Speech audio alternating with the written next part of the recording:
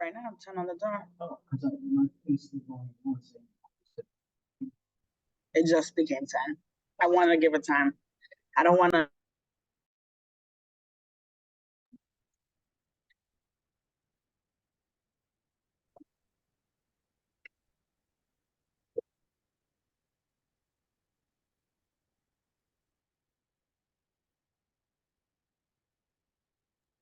Morning, everybody. Hello. Morning. Hi, Hennessy. Hey. How are you? I'm good. The weather's not. That's typical for this time. Yeah, March has so far not been great.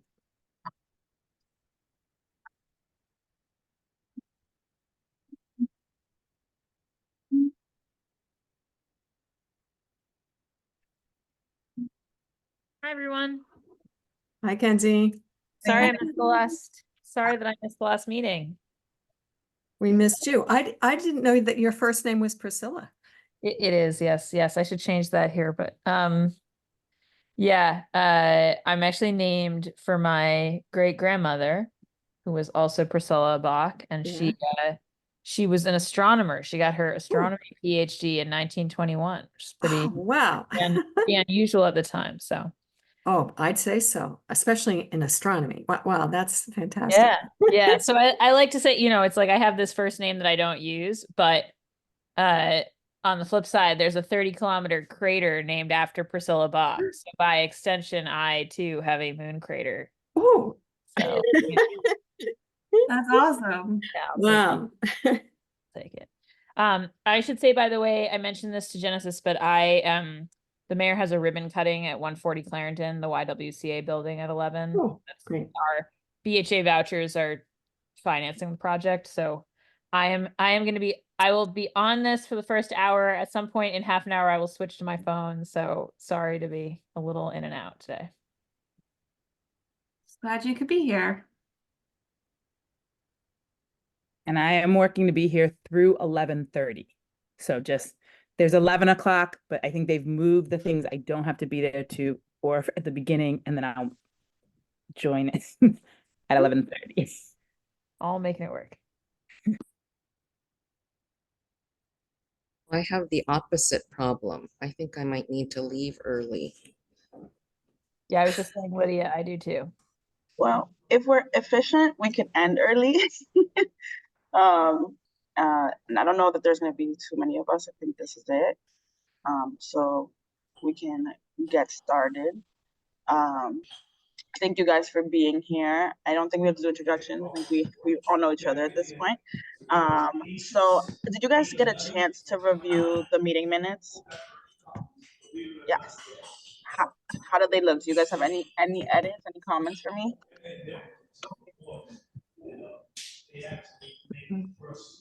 No? All right, all good? Okay, so motion to approve, just raise your hands. Motion to approve. Thank you. Great. Motion passed. Amazing. Okay, so I also wanted to say we were gonna have Ruben Cantor from the BPDA but unfortunately he had an emergency come up. So I invited him to our next meeting, and he actually reached out and let me know that he would be trying to invite someone who has more experience, who's working directly on the squares and streets on that day.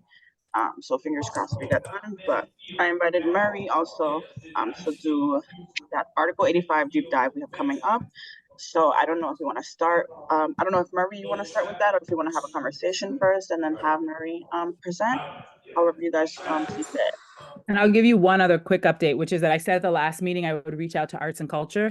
And one of the things so they're interested, they want to talk. Okay. We're going to have a meeting with Chief Elliot Ortega.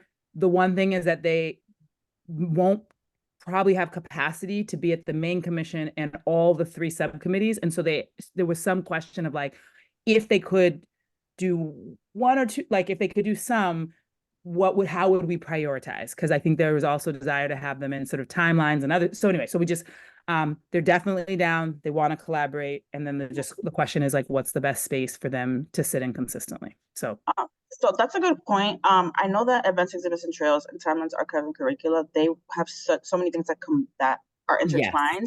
They want to work together. So I think what I've come up with for them is honestly, like, if you guys are willing just to have some joint meetings, and we can do joint meetings for that month instead, so you guys don't have to be in twice the amount of meetings.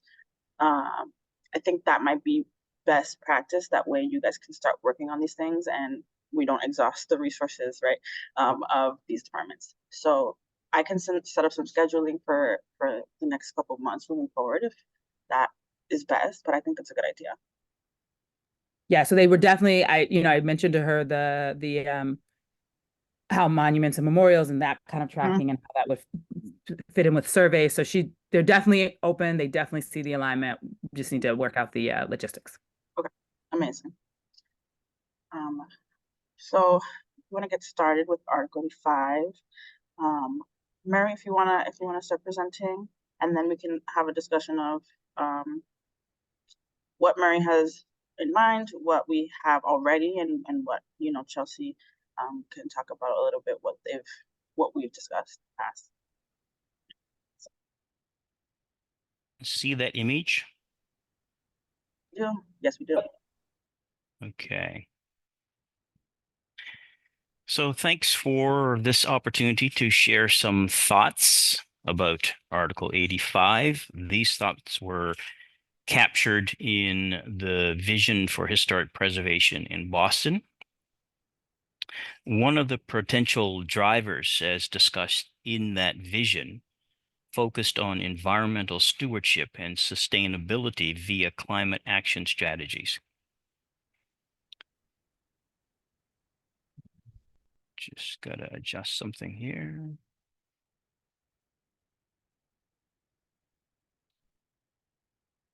The purpose of Article 85 is to establish a predictable process for reviewing requests to demolish certain buildings and to establish an appropriate waiting period during which the city and the applicant can propose and consider alternatives to the demolition of buildings of special interest, provide an opportunity for the public to comment, and minimize the number and extent of building demolitions. That is the theory. In practice, such a purpose is regularly tested as to whether it is effective. The vision proposes that we rethink the purpose of regulations such as Article 85 so that instead of an outcome being more likely a preservation loss, perhaps we could design a regulation that is more likely to produce a climate action benefit, while also safeguarding places of special interest. I would like to share with you a series of illustrations that depict the normal process and other illustrations that depict a different way of thinking about these places.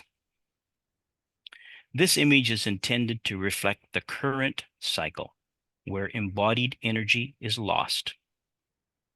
When a decision is made to demolish, influences the degree to which alternatives are considered. There is a minor delay, where demolition is the most likely outcome, and construction waste goes to the landfill.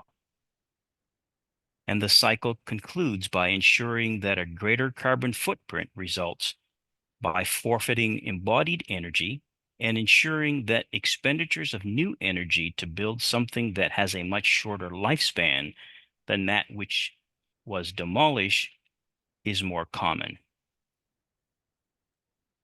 It will be important to allow objective information and data to play a prominent role in rethinking Article 85.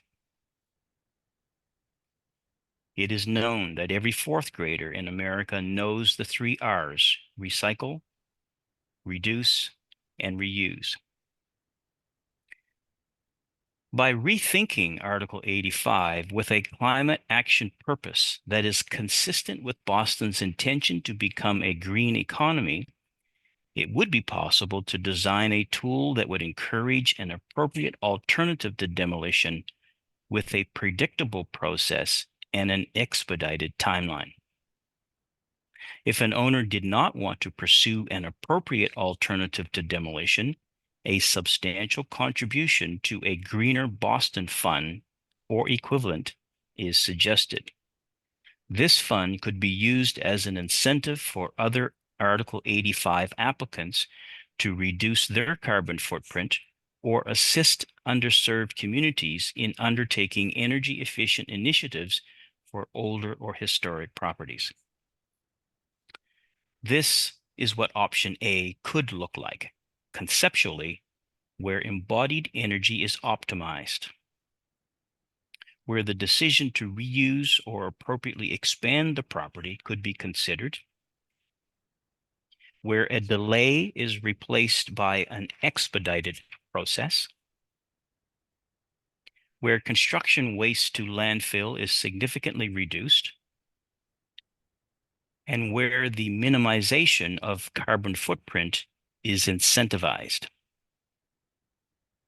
Option B would allow for a deconstruction approach where an owner is at least willing to salvage where such action would be appropriate.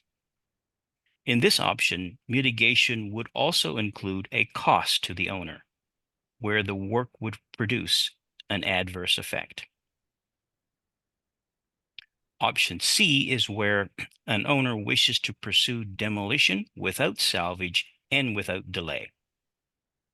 Here, a substantial contribution for use on greening older structures in underserved communities could achieve more citywide objectives with a different purpose from the current regulations. This substantial contribution would be a cost to the owner that is commensurate with any adverse effect. The vision therefore anticipates that rethinking Article 85 could elevate the three pillars of sustainability, where incentives are employed to recycle. This would be good for the environment and the economy, and where preserving history is good for society. Thank you so much for this opportunity to share these thoughts.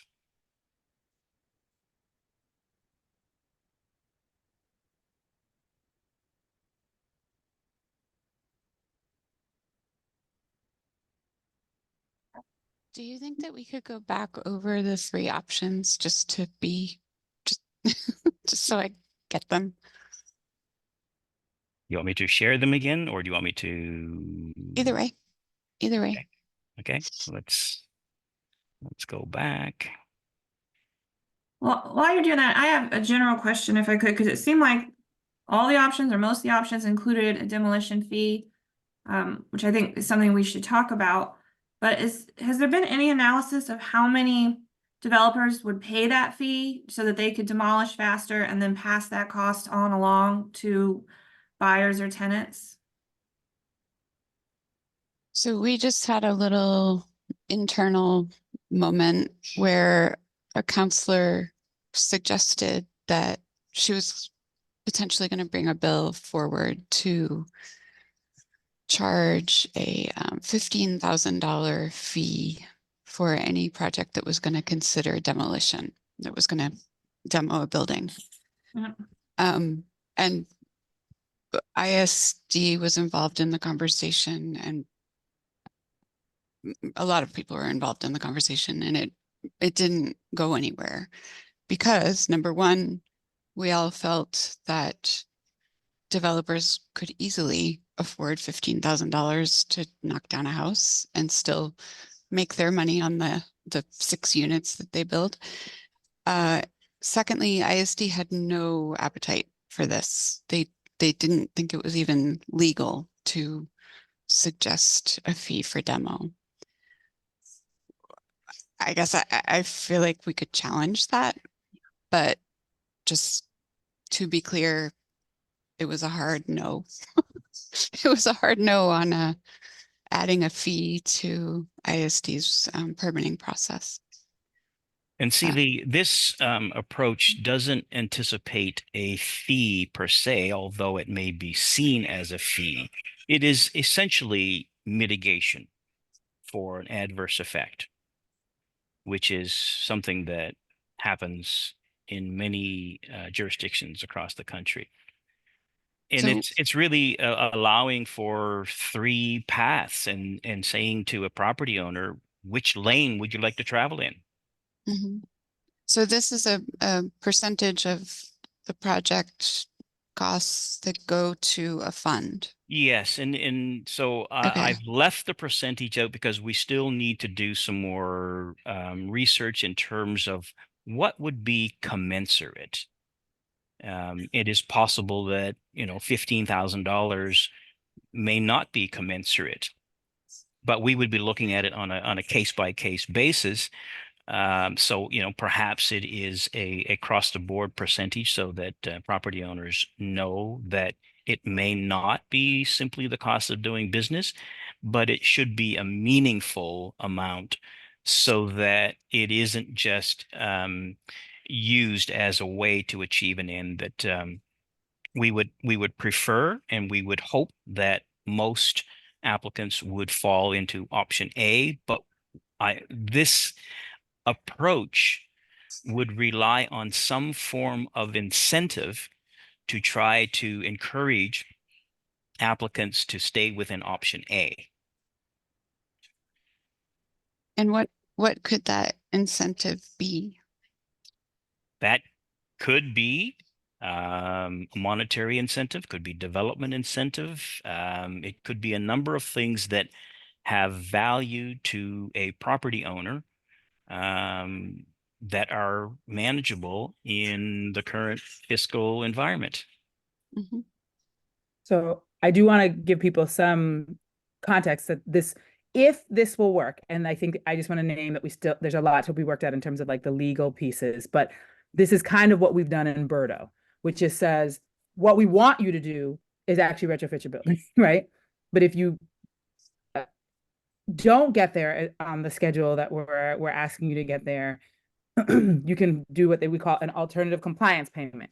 What that does is create a fund that can help to subsidize and support groups that would want to decarbonize, just don't have the money to do it. So the question is, if a big office building is not meeting their schedule, can they make this alternative compliance payment that helps an affordable housing building, say in Mattapan, have the resources? Because in that instance, it may not be that they don't want to decarbonize, it's just like they don't have the financial resource to do it. So that is the idea behind it. It keeps everybody, I mean, I think the key is to be really clear again and again. What we really want you to do is preserve.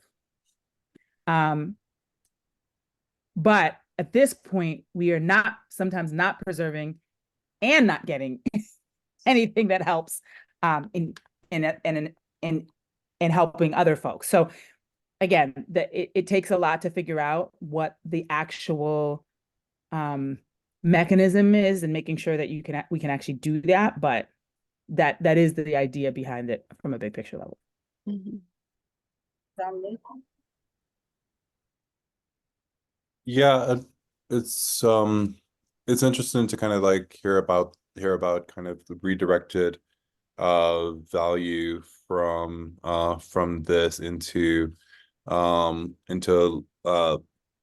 lower economically disadvantaged communities of color, because there already is the federal mechanism of economic opportunity zones that are already set up in the Boston area to attract investment from just private funds, developers, and things like that. So there already is like value getting directed towards different zones. So I just kind of want to understand like how this would fit within that already existing infrastructure. So at this stage, we haven't actually looked as to whether or not there are existing programs or systems that would be complementary, that where there may be some redundancies, or whether there are consistencies. At this point, this is a concept, an idea about rethinking as opposed to doing the same and just extending it. So that's part of additional research that would need to be done. Who's doing what that is similar? Lydia?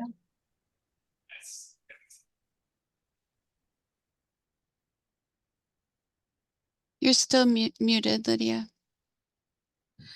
I like the There you go. overall concept. I'm wondering, I know that there's a lot to be figured out, but are you envisioning that this would kick in at the ZBA level?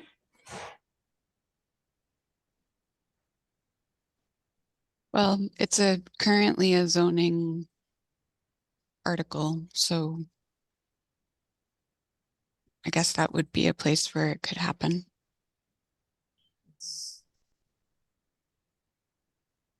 Listen. A few thoughts.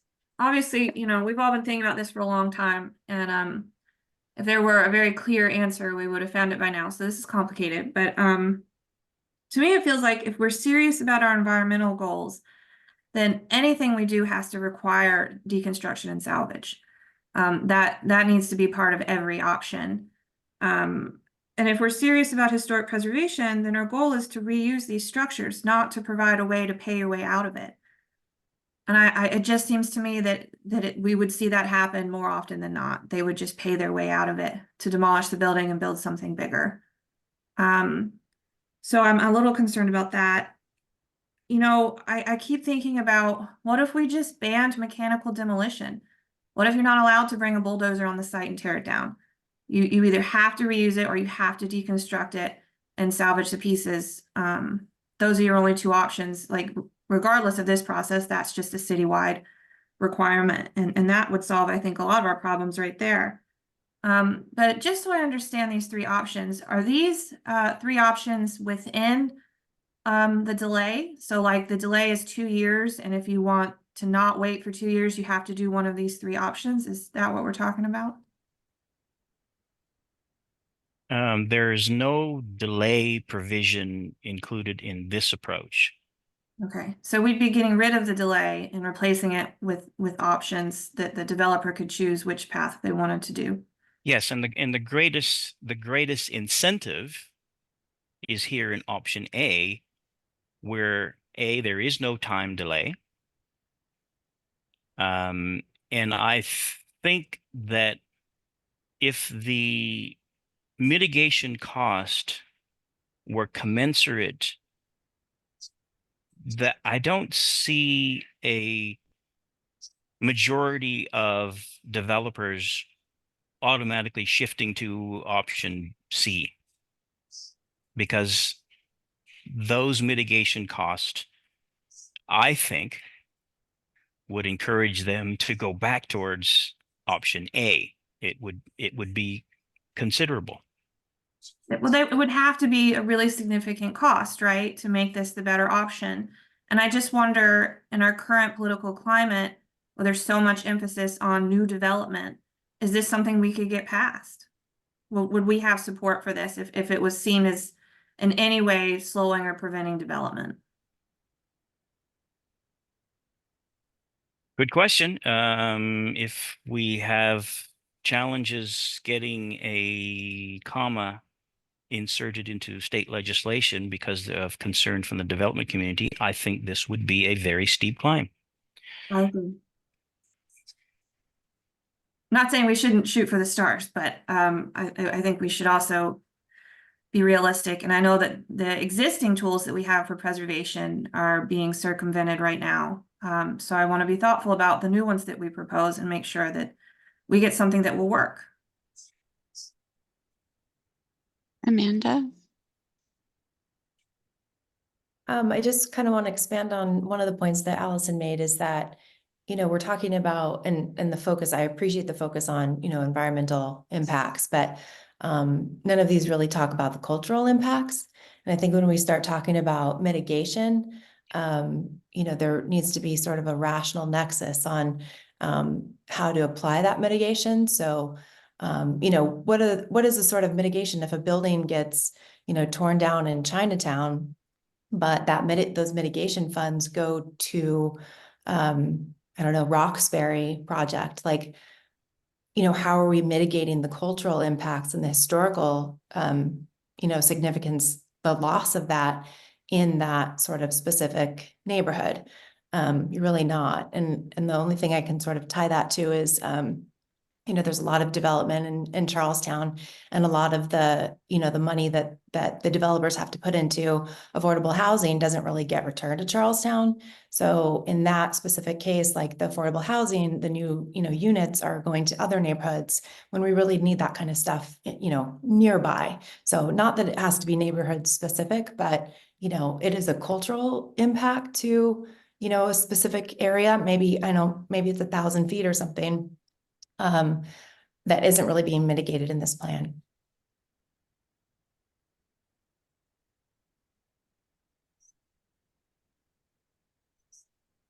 So I think Amanda, you make some really strong points. I want to name a couple of things that just are worth noting from a strategy perspective. Completely agree about the cultural impacts. Really hard to monetize. Really hard to create a number around them. If folks know of some place where they've done that, whereas, to be frank, we actually can create a number around the environmental impacts and sort of connect it to some other pieces that we already have, right? So I think it is not that we don't understand the cultural impacts. It's just that it's hard to create a number, and there is an easy way to create a number. The other piece is that the state is increasingly creating regimes around environmental impact, as well as the city, that we could sort of hang our hat on in a way that might give this, again, more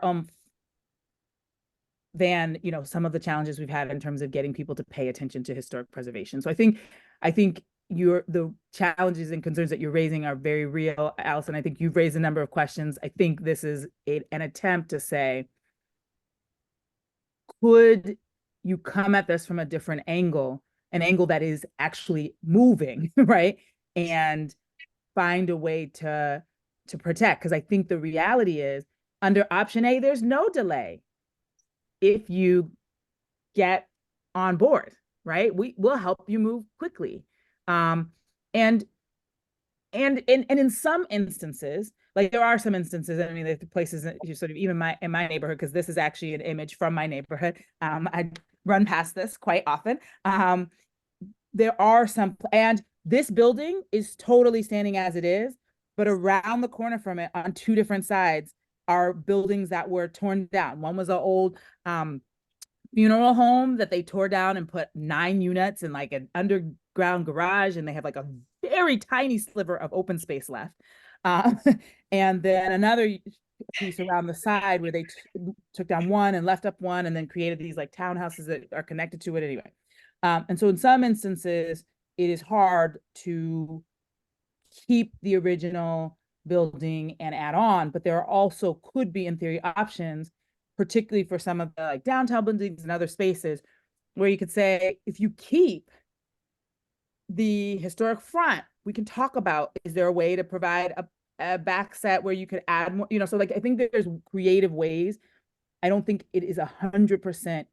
The only option is you just leave the building exactly as it is.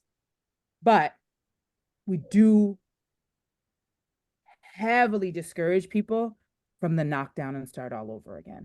And I think that's where I think you're absolutely right, Allison, that the mitigation, the other paths have to be significant deterrence from choosing them as opposed to going with option A. which doesn't just mean you have to do it exactly as that building is. I think there are ways to maintain and think creatively, but it does mean you can't just tear the building down.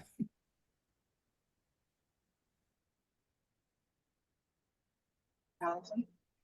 So I think it's a very rare situation where anybody that I know of is going to advocate for the building to stay exactly like it is. It would have to be, a very significant building. For the most part, we support change and additions and upgrades. We want these buildings to be livable and sustainable long term. So it's a matter of how to do that sensitively, and which is where a lot of my work at the Alliance comes in. So question then, are we, in this conversation, are we talking about buildings that qualify as historic by some measure? Or are we talking about all buildings? Because something that I've been advocating for, if we're looking at this through an environmental lens, we should be talking about all buildings. This should be part of Article 80. This should be part of pre-file discussions, P&F requirements. You should prove why it's better environmentally to demolish the building and build what you want than to reuse the building. So to me, that's not, shouldn't be siloed to Article 85 and some historic, component. That's all buildings all across the city. And if we wanted to have tighter regulations for buildings that do qualify as historic, and I think we need to be very inclusive of what we qualify as historic, to Amanda's point, there's a lot of cultural assets that I think we're not including right now in our definition of historic, especially when it comes to like legacy businesses and places that aren't necessarily directly related to the architecture. Then I think maybe we could look at that. There's another level if it's significant to the community historically or culturally. But I think if we mean what we say about the environmental goals, then it has to be all buildings and it has to be in Article 80.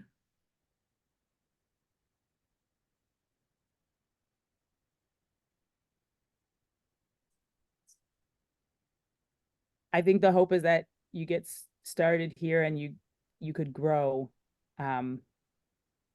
over time. But I would say, I think you make a solid point about the long run. And the question is, if you start from there, would that potentially be DOA? Do you start with where we are and grow that? That's a strategy question, I think. Yeah. Well, do you know, Chief White-Hammond, or does anyone know the Article 80 Steering Committee, are they having these types of conversations? We are engaging in that process. Oh, okay. There's a lot of conversations happening in that process. And so I think this relates to sort of some of what we talked about towards the end of like, where does it make sense to lean in and get started? Where can we actually affect change and get it moving? So I think my guess is if you asked about the higher principles, everybody on the call, I think in general would agree. It's just a question of like where to get started that has a real potential to produce change from what we've all been seeing, which is functioning, it had felt like a losing battle too much of the time.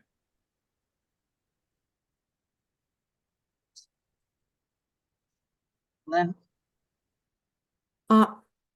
It feels to me as if we need two different ordinances that I think the challenge of combining these concepts, that, historically significant structures, culturally significant structures, with a broader adaptive reuse / deconstruction requirement. I think they would be simpler to implement if it was two tracks. This is just sounding so complicated. And I am also kind of uncomfortable with the mitigation, with the mitigation fee, the mitigation money, and how that's dispersed. So lots of, this is going to require a lot of conversation. Amanda? My concern is that when you get to a demolition application to trigger this Article 85, it's too late. So whatever, fees we implement and the other options, the developers have all done the math and they've decided that it's worth it for them to demolish the house. So whatever we sort of implement, right? And that our preferred option A doesn't require Article 85. So I just feel like there's a little bit of a disconnect there. So I'm not sure how to really get around that.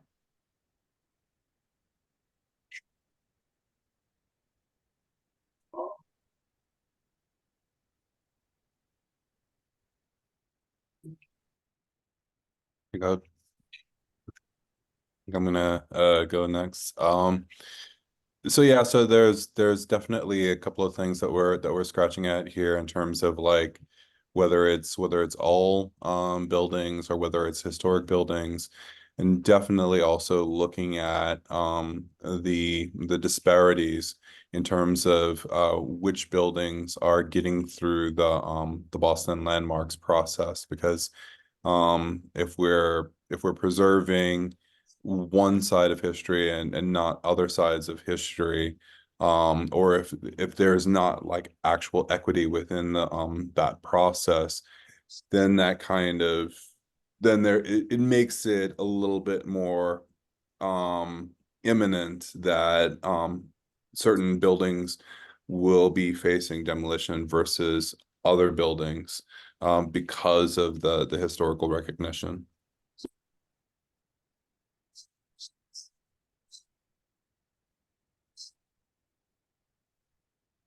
Nancy? Hey, 1 second. I'm just walking.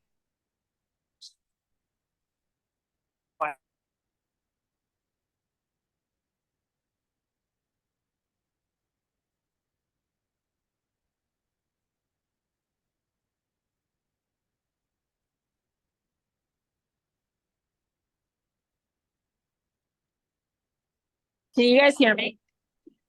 Yeah, we can. Okay, cool. Sorry everyone. I'm walking. So I have a couple of thoughts, and I'm sorry that I missed the last meeting. I mean, one is that I think that like I think it would be good. It's good for this committee to sort of start at the top of the funnel. And what I mean by that is to kind of like put all the pieces of this puzzle that people are referencing on the table. And I think everyone on this call knows that I'm a big believer in looking at the like political strategic questions, but I think it's much easier to figure out like the best strategy when you figured out like what overall you're trying to make happen.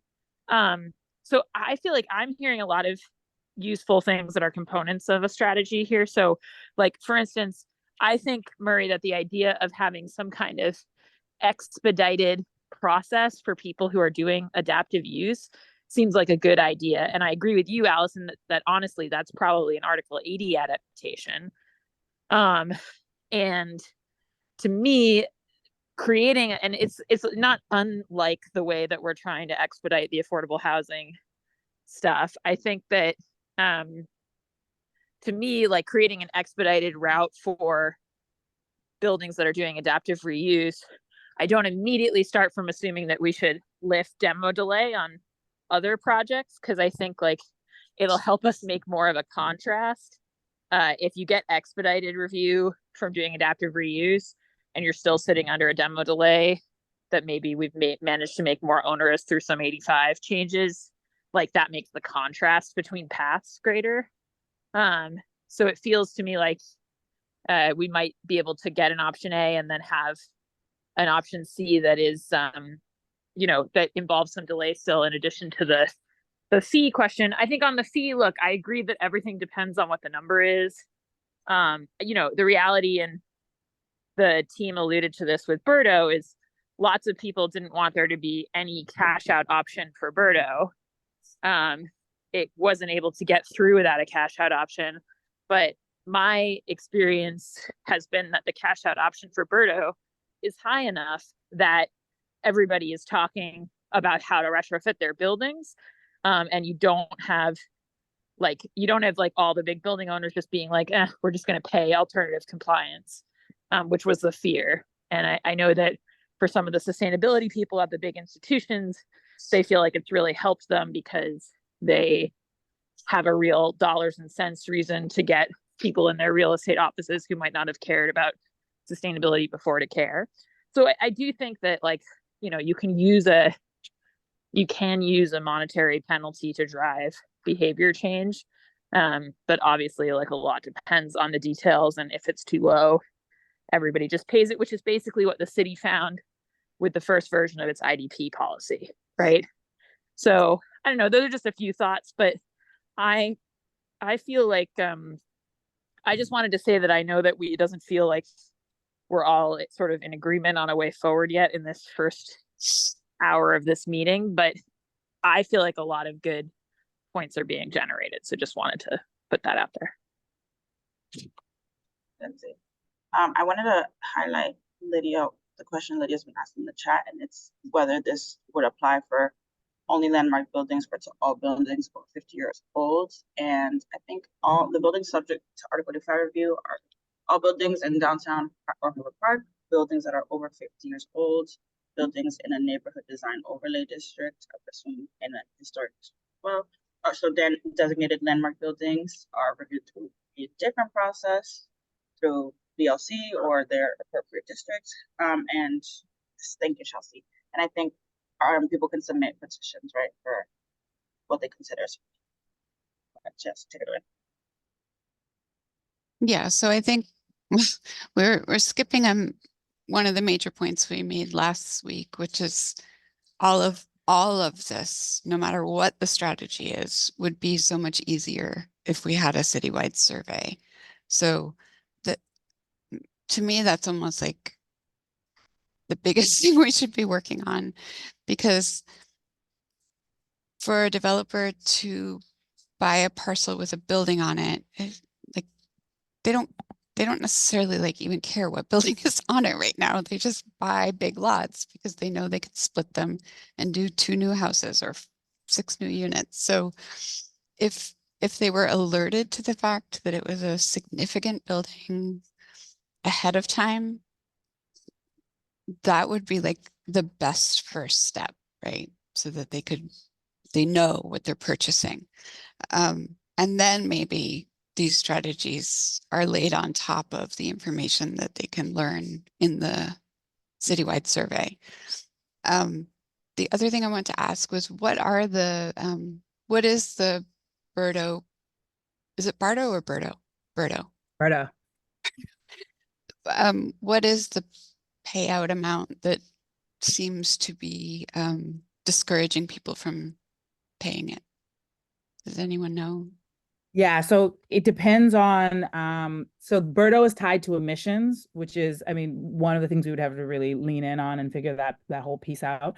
But there's actually an emissions set up, and it depends on what kind of building you have. So there's a lot that's set up in that. And one of the big pluses that Berto has that we haven't used in this space is that there is a whole rec market out there for which you can purchase recs. So I think that, you know, but I want to note that part of the reason that this is getting lifted up is that, you know, there has been, and many of the people on this call have been involved in a long-term look at Article 85 and just struggled to get traction.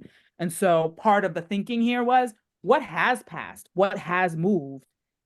Could we hang our hats on some things that have been moving through as a way of potentially both using the structures, because they've, you know, had some success, and potentially riding the wave to get what we want. So I do think that, like, it's just worth noting. And I agree completely with Kinsey, like, let's figure out what we want. But I do think I want to name that this is not, obviously we value environmental action on its own. It's a beautiful thing. And part of it is about, strategically, does this increase the chance of making a meaningful shift happen? So just being honest that both of those things are in play in this suggestion. I'm gonna speak out of turn. I'm so sorry, Allison and Lynn, but a follow-up question to the chief is, do you know how long the folks were working on the office to housing pilot program before that sort of took flight. It built off of a number of things. So like they did resurrect some other pieces, but Mm. all it was about 8 months. It just Yeah. depends on where you think it Yeah, really the beginning started. was. But Yeah. I remember they were supposed to come with something clear in January, and we started hearing about it in April, Mayish of the year before, and then the meeting started. But I really remember them coming to us in June, and then going really hardcore after that. So about months, give So or take. that's an example of a program where BPDA just like got it together. They figured out their tax incentives, they got them approved, and they like went crazy almost. Like they just went full-fledged on this program, and they have applicants, and it seems to be that they have valid applicants. So it's an example of how the BPDA can, I don't know how to say this, but like do things quickly to benefit them, you know, benefit the environment, but also because it was attached to housing, which this is too. It just seems like they got a lot of traction very quickly. Sorry, Allison, go ahead. No, no problem. I'm just jotting down thoughts as we go along, so they're a little disjointed. Sorry about that. One, for the embodied carbon, we do have a tool. The CARE tool was created for this very purpose of evaluating the embodied carbon of an existing building versus a proposed building at the same site. So again, I feel like those calculations should be required as a part of Article 80. We should know that when we start to discuss a project, what those embodied carbon consequences are. Also, I'm not convinced that developers care if the building is significant. I mean, they hear it from the neighborhood all the time. We care about this building and tear them down anyway. But I mean, I absolutely agree that we need a survey. So I'm curious, Chief White-Hammond, if there's been any progress or more discussions on doing an overlapping survey as all part of one effort, because I do think that's a good idea. That we need I think we all agree, developers, everybody, that we need a predictable process.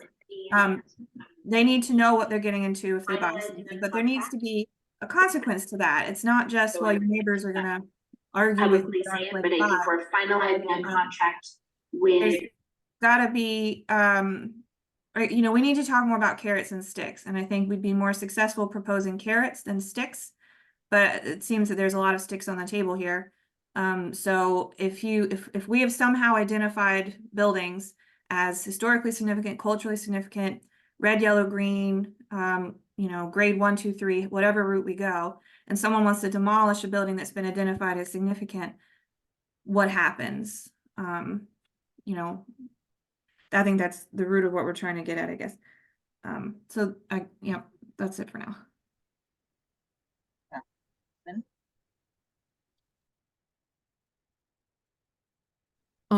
Two things. I think at our last meeting, there was consensus that probably the first step should be a citywide survey as a framework for all of this, but we were cautioned that the expense would be so high that it would be difficult to pull that off.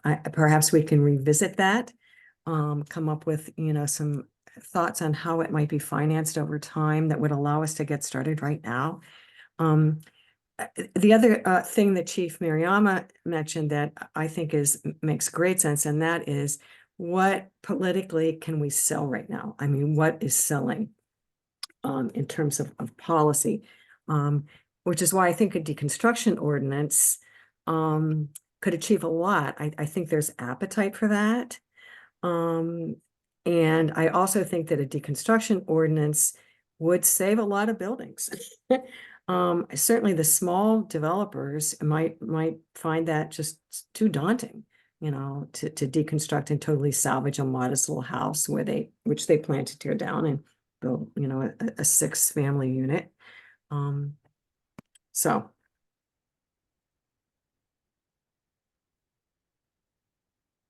Well, Lynn, I'll just follow up on those two things if I can, since there weren't any other hands.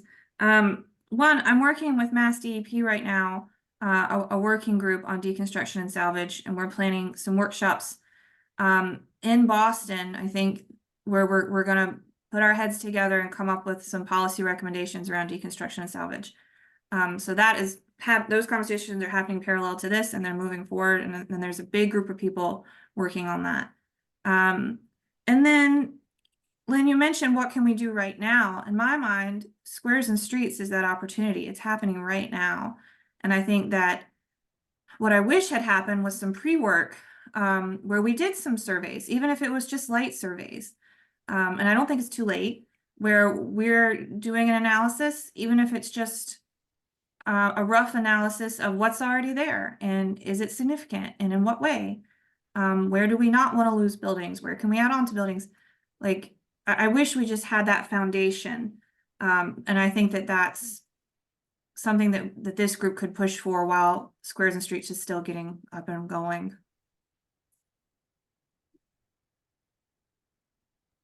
In the chat, Kenzie asked what's the latest estimate on the expense of the citywide survey. Jesse heard $1 million, Kenzie heard 5 million a while back, and I just wanted to raise that to see if anybody had more insight. I think the million was kind of based on how much it's costing right now to do the East Boston surveys. So it's kind of using that as a comparative figure. That doesn't maybe count for the 5 years that it would take to do it, or the 3 years that it would take to do it. But I don't know. Murray, do you have experience with the cost of these things? Very high. Meaning like more towards 5 million, maybe? Well, a lot of it's going to depend on number of parcels, area. So I have had some recent discussions with the folks in relation to Survey LA. Now, obviously, Survey LA was the nation's largest citywide survey, so those numbers are going to be high anyway, but one could at least look at what a proportionate amount might be for a city like Boston.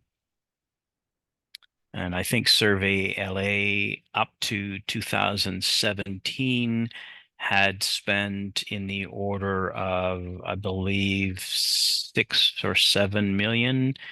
And that doesn't include the costs that have been spent since 2017, since it is ongoing.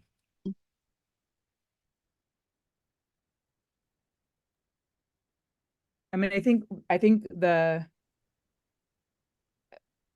what I think we are hearing is like, and maybe it's worthwhile to document sort of what our big hopes are, which I think I'm hearing a lot of alignment.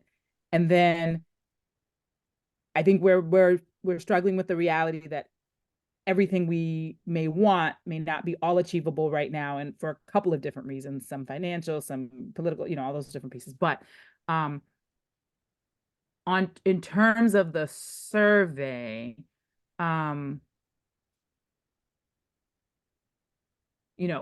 is there something that could be done with some level of volunteer energy and some level of paid energy? I'm not sure. I don't know how people have done that. I mean, I think there was somebody suggested at our last meeting, could we get started with a neighborhood where we know there's been almost no surveys, so at least we're getting started. The other option I thought of afterwards, can we take a survey that already exists and just update it? Would that be much cheaper? So I think what's the best strategic approach? I get a definite, I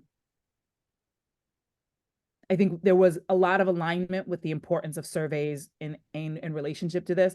I will say, one of the things that I'm gonna, sort of be really transparent about, and in terms of this approach, is that I do think I definitely want to make sure we preserve buildings that are already considered historic.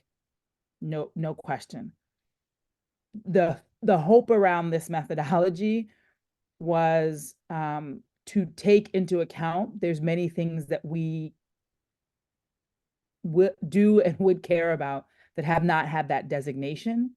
And while we should be working to clear our backlog and do a number of things, wanting to have a broader set of buildings that would be included to account for the fact that there are things that are historic that are just not listed and not in the pipeline yet. And so if you protect more, we reduce the likelihood that we lose the things that I think our bigger picture thinking around the survey and other pieces would want to include, but they're not on a list yet. And so then we can't, so I think my belief is that strategically inclusion of more protects the things that we have not yet identified as historic, while also recognizing, I think we all know places that we care about and were historic that have gone down. So I think that the hope was that we open up the pathway to protect those things that are not yet listed. I do think if we were gonna more lean into focusing on things that are identified as historic, then I think the already urgent survey becomes extremely even more urgent, because by focusing there and not maybe more broadly, we could facilitate the loss of some of those other places. And I lift that up because I think that there's continues to be high levels of development downtown, but much more in some neighborhoods where we have just not done enough.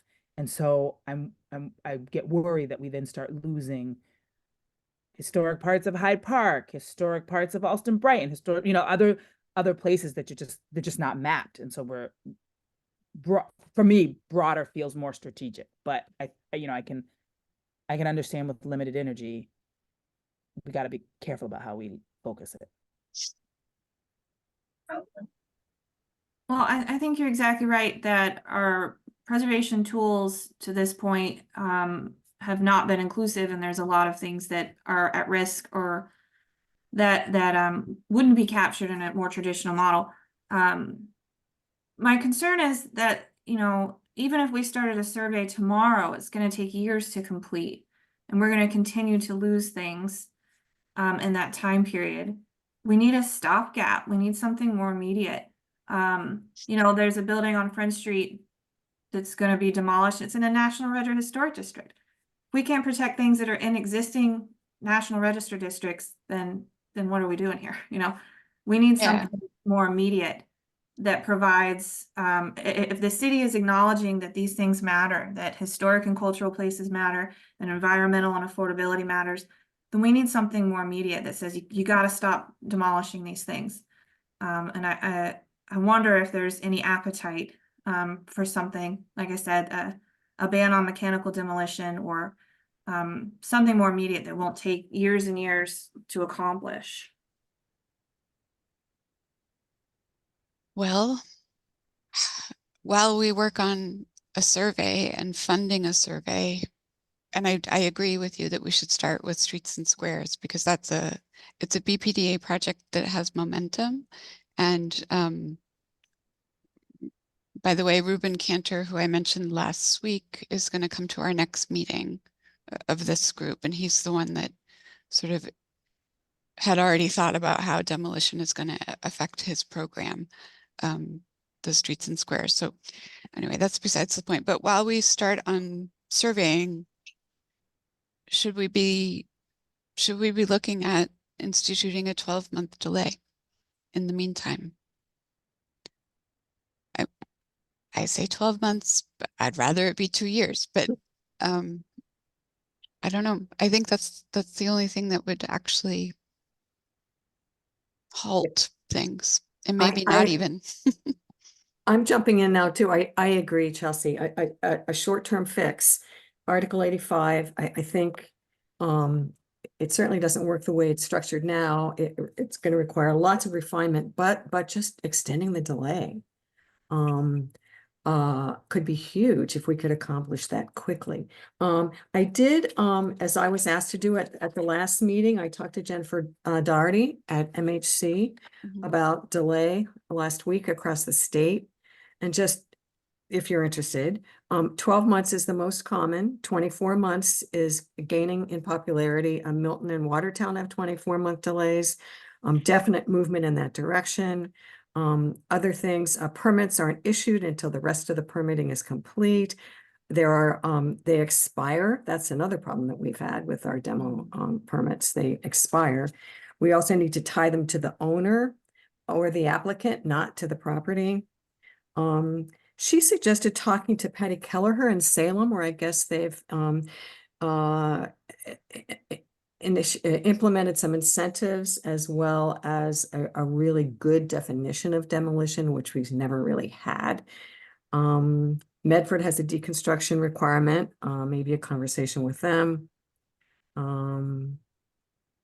So I think, and I'd be happy to take on some of this additional homework if we could, you know, use it.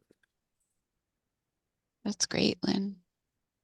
Could, I'm sorry to be so uninformed, but if we said, we want to create a citywide survey and we're going to bring it to city council to get funding approved, what would happen?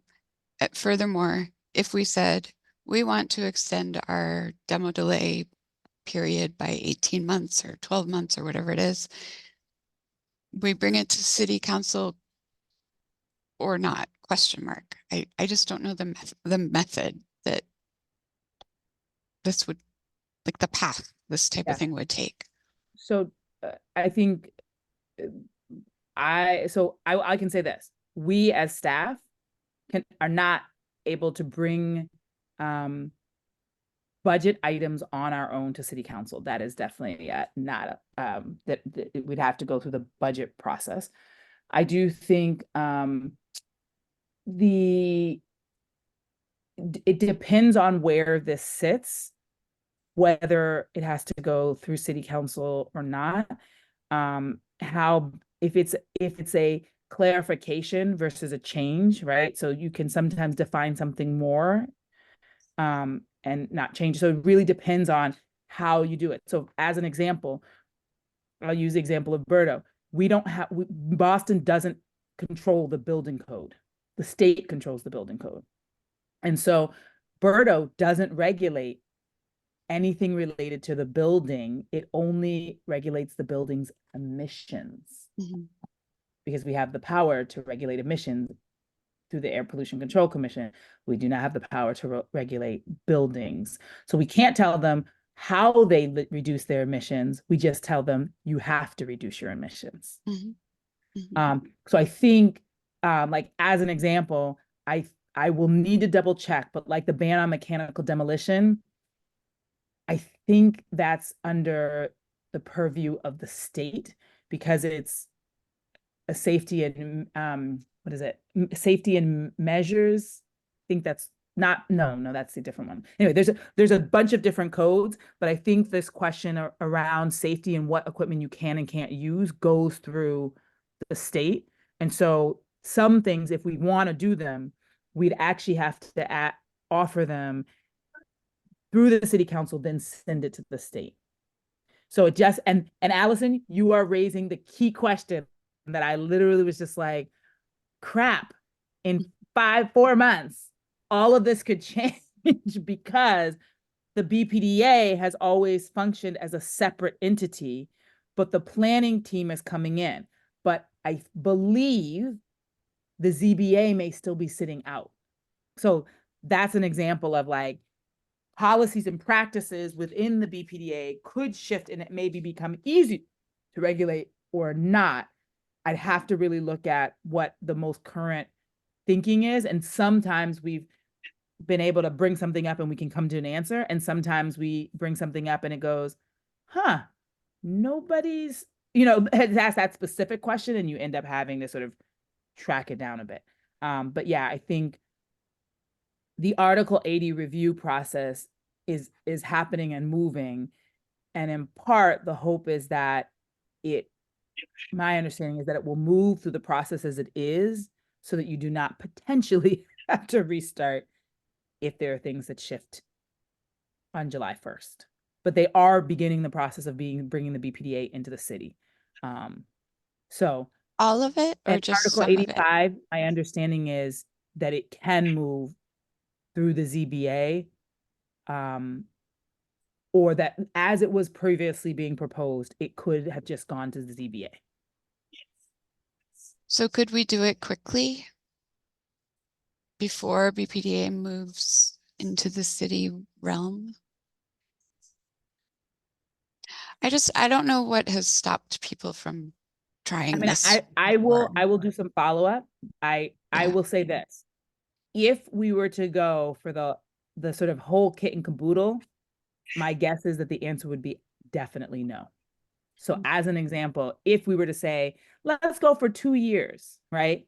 Or let's like change the definition of demolition. Anything that people would consider not having been discussed before or fully discussed before, that would kill it, right? Because it would say we now have to have a process to discuss.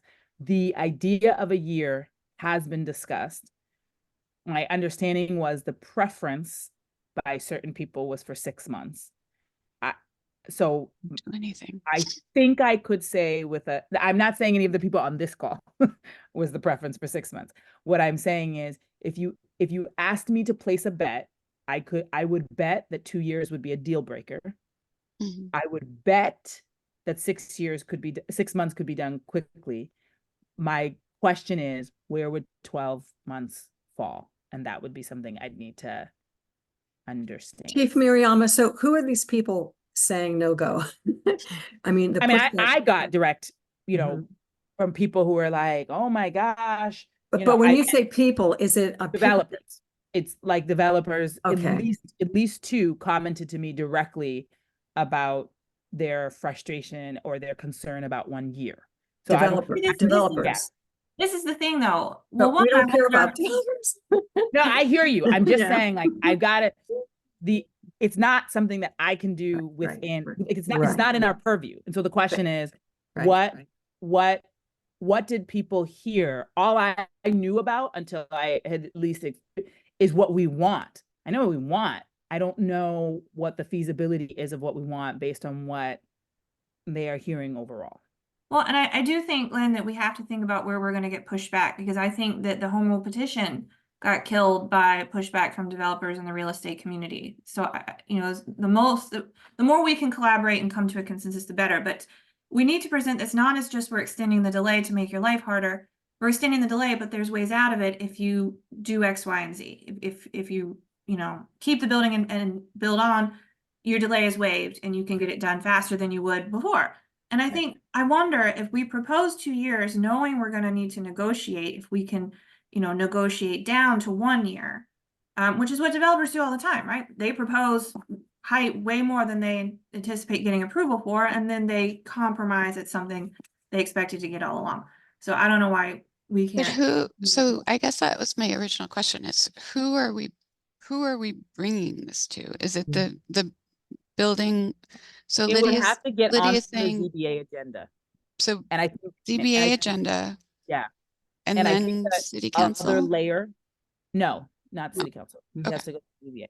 I don't think city council has any, but I think the challenge that we're up against is a few different pieces. One, the agendas are kind of packed, right? So, I mean, I think everybody on this call knows, like, Article 80 is moving, squares and streets are moving, White Stadium is moving, ZNC is, so one of the big things is, how do you raise this up to say, oh my gosh, this is like a no-brainer, let's just do this. And so it's a question of like, how might it get prioritized within all of the other conversations? That's our charge, right? But since you Well, brought up right, White yeah. Stadium, can I ask a question about that? Because this is a concern of mine. White Stadium, we know, is landmark. It needs approval. The demolition needs approval by the Landmarks Commission, and the new project needs a design review and approval. My understanding is that's not going to happen. And I don't have all the details. I'm not going to pretend that I do. My understanding is that the mayor wants to go around that process and move forward without that. So if more of these decision-making conversations move into, under the city rather than a separate entity of the BPDA, how do we make sure that they can't just be subverted by an administration that doesn't want to do it? I'm not sure which, okay, so what I'm hearing you say is that you've heard that there's a subversion to what process? Of landmarks review and approval. It's that, so far, not yet. It's actually it's in landmarks and it's in the Parks Commission. So that's where things are right now. I'm trying to make sure that I understand what the question is. Well, so my question is, if we're talking about White Stadium, if Landmarks Commission said we do not approve of demolition Mhm. of White Stadium, would that stop the project? So the demolition side actually is not in landmarks currently. Only the reconstruction side. Why is the So- demolition not there? It's in, Because the one that's being considered in the landmarks and parks process isn't a demo project. There's two. I think we half should of the probably project. keep White Stadium Yeah. out of this conversation for now because it's very complicated. It is But complicated, but I but- think what you're asking is what happens if we do all this work as a commemoration commission committee, right? Yep. And then we bring it to BPDA zone, the ZBA. And they say, yeah, okay. And then the mayor says no. Or does the mayor have a way to say no? A I don't- veto power, can the The mayor? the mayor's influence around ZBA is who sits on the ZBA. Okay, so it's not, it doesn't go like for a final vote, like our designation. No. Mhm. Well, so let me ask this in a different way. Let's say we're successful and we get the delay extended to a year, and a project comes along and the mayor doesn't want that project to have to sit for a year. Can she veto he, whoever's in the office, veto the process and say, well, no, you don't have to sit for a year? As I understand it currently, no. I don't think so either. I mean, if something comes for Article 85, it has to just follow the process. Oh, you know what? But Allison, are you talking about the Sitco sign? I'm just talking about, I guess, really generally any process that we're looking to change or create new. How much teeth does it have if an administration wants to get around it? So the only example of this. Yeah, Go ahead. I mean, I think that the question I have no experience with any instance where Article 85 is totally circumventable. My understanding is that the only thing that runs out is the clock. So But figuring out what that clock it is. hasn't really been an issue because it's only 90 days. If it's Right. longer, people are going to push back on it. I think we can anticipate that.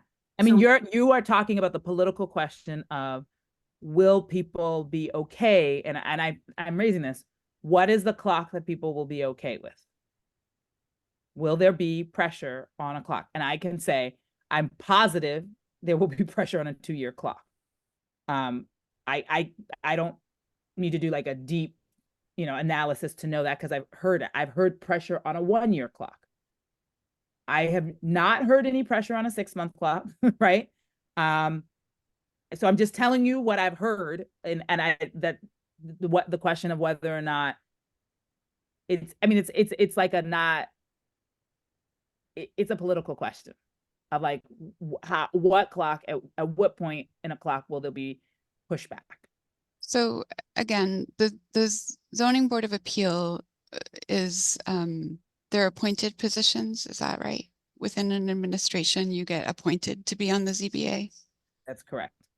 So the pushback that we might get is our 12-month clock might not go along with Mayor Wu's ideas about improving permitting in the city, improving the speed of permitting in the city, which was one of her things that she said she was going to do. But the only way that that could be against us is if the ZBA commissioners feel that way. Like, because it doesn't have to go to the mayor, it just goes to ZBA. Mhm. I mean, I think that is, you are naming why the approach that Murray put forward is set up that way. Right. It is set up so that if people do what we most hope they do, they can sail through. Right. That's the incentive, is to So you don't end up in tension with the objectives, you end up in alignment with it, except when people don't want to do, when they literally just want to tear it down. And if you just want to tear it down, then we need some real process, extensive process, and financial, you know, ramification. right? To go in that direction. But if you're going in the direction of preservation, we would push for fast review and strong permitting. So I think there are two key pieces to this. In theory, a level of predictability and speed that aligns with full preservation, and a connection of this approach with approaches that are already moving, already in regulatory processes, already codified. So in some ways, you're not asking people to do another additional thing. We're saying, we're aligning this with what you're already being asked to do, and we'll move quickly if you want to protect all that embodied carbon and preserve the building. Lynn, yeah. So right now, expedited delay or expedited process doesn't mean anything when what you're facing is a 3-month delay max. But suddenly expedited process becomes attractive if you're looking at a 12-month delay or an 18-month delay. So there has to be a penalty built in here so that you're getting a good deal. Yeah. So because right now Murray, the alternative is a nothing, like 3 months Yeah. is nothing. Murray, can you look at option B? B. So I think this one is around a cost, and then option C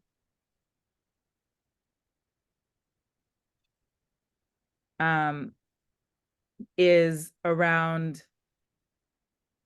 I mean, both of them are around some level of cost as the deterrent. And I think what I'm hearing from people is people want cost and time as a deterrent. Right. And I think that these deterrents, like this money goes into the fair market value of the percentage goes into the Greener Boston Fund. Well, maybe it doesn't. Maybe it goes into a preservation survey fund, or like, I understand Lynn's concern that we might blur too much with the already in process deconstruction initiatives and green building initiatives. So maybe we should be a little bit more selfish and say the penalty should come to us to do better preservation work in this city. That will trigger some real issues with the state, because that's a fee. So this What's is a fee? So a fee. Yeah, can't I charge see. a A fee, fund. right? Yeah. And if you charge people, there has to be a clear, if you charge people for decarbonization or environmental benefits, it has to definitely have a next environmental benefit. So for instance, none of the money that Berto gets is allowed to be used to fund the environment department or to fund even the review board that makes those determinations. None of that. It can't go to any of those. It has to go back into reducing emissions. We just make sure that it reduces emissions in communities where they have less ability to do so. So why there are couldn't there- some, why couldn't it go to an already set up fund like the CPA funds or The Legacy Fund for Boston, which is set up to receive mitigation this. dollars to give to historic preservation projects. Why can't it be a mitigation thing? If you tear down Yeah, a we can construction building, we can look at that. As long as it doesn't go to fund, the problem with the survey is that it can't go to fund city operations, because Right. then it gives us a theoretical incentive to claim nobody's doing it. Mhm. If the fund goes with wherever the money comes from, it has to go towards the forwarding of the purpose that you are saying you're extracting it from.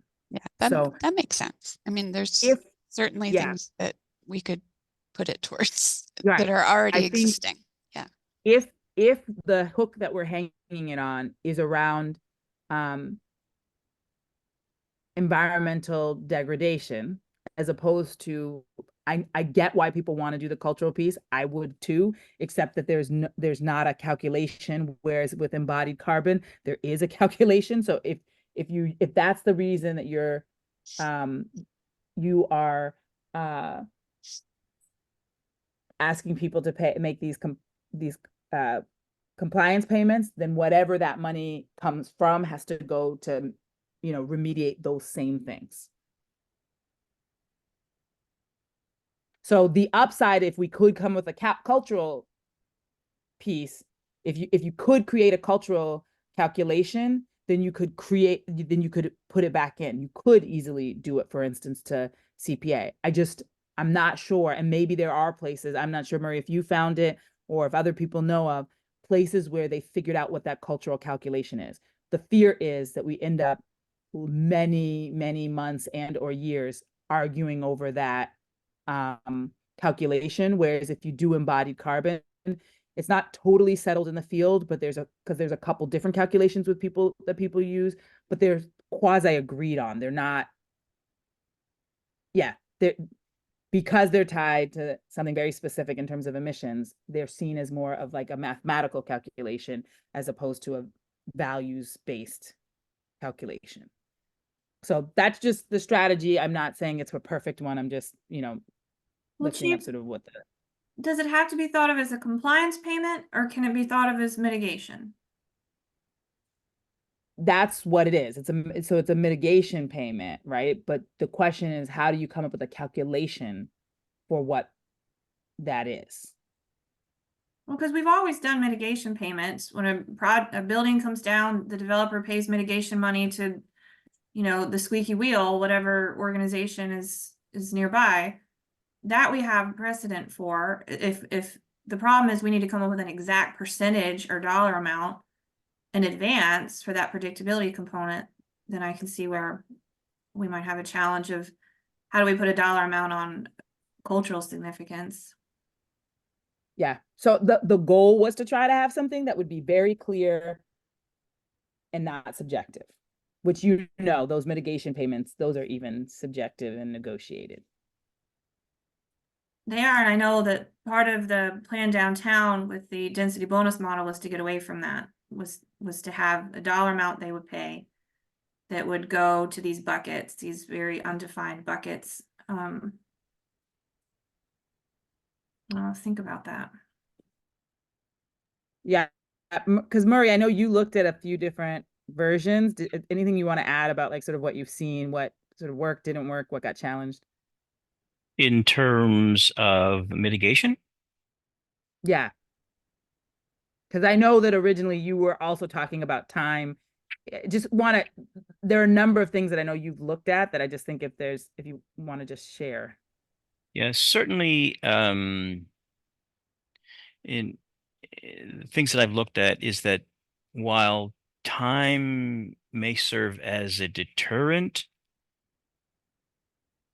it has tended to be harder to get support for, whereas mitigation is much more widely understood and accepted, and also more palatable from the development community. So, we might think that going from 3 months to 6 months is a considerable leap, but I know of a number of situations where I've worked on projects where even 2 years was not sufficient.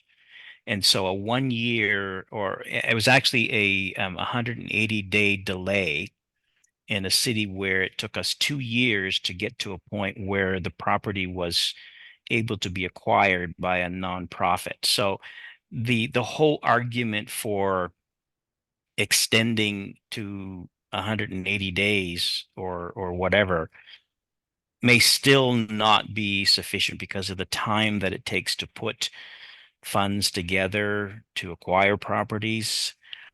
So this approach is, it's thinking how do we get the development community to say, yeah, I guess I could do it because at least I know that, by next month I can get started. It's going to cost more. So that's really the idea behind this one, is looking at what might be palatable.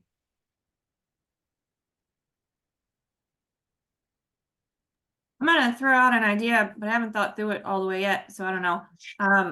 So the long-term goal is to have some sort of survey where we can identify buildings as having a certain value that we can put a dollar amount on. And, until we have that, can we just use the age of the building? The older the building, the more you pay if you want to demolish it. I think one of the things that this approach was thinking of is extending beyond just the limited criteria of whether it's historic or old. So if we look just, for example, at downtown, if we only look to apply this to properties that are protected, we're talking maybe 20% of the downtown. That other 80% is extremely important because it may not be made up of properties that are individually landmarks. It's their collective character that is so important.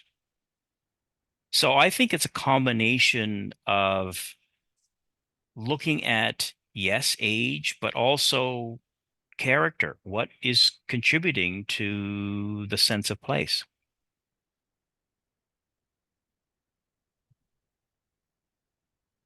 Miranda? Yeah, I think it's easy to get sort of lost in the weeds. And we're getting very, we're sort of jumping a little bit ahead into the how and what we do this. But I think if we keep going back to like why we are doing this, why is we're trying to save buildings, we're trying to protect buildings.